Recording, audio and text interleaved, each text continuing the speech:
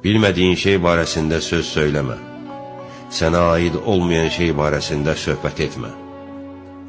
Azğınlıq olmasından qorxduğun yoldan çəkin. Çünki azğınlıq sərgərdanlığı zamanı özünü saxlamaq, qorxulu işlər görməkdən daha yaxşıdır.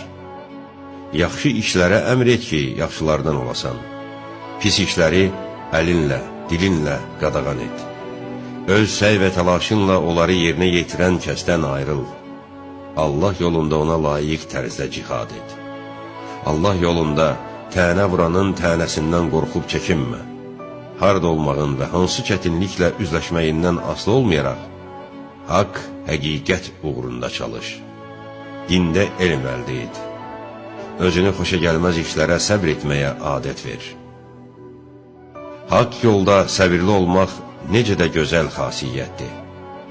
Bütün işlərində öz nəfsini Allahına tapşır. Çünki sən onu qüdrətli sığınacağa və qoruyucuya tapşırmış olursan. İstədiyin şeyi ancaq Rəbbindən istə. Çünki bağışlamaq və vermək də onun əlindədir. Məhrum etmək də.